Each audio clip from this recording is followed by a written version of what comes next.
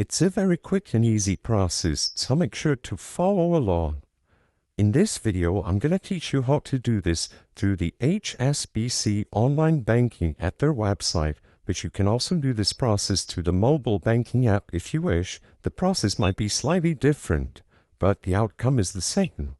If you are doing this through the website, log into your account using your credentials, and afterwards, under the quick links in your account page, select View Statements.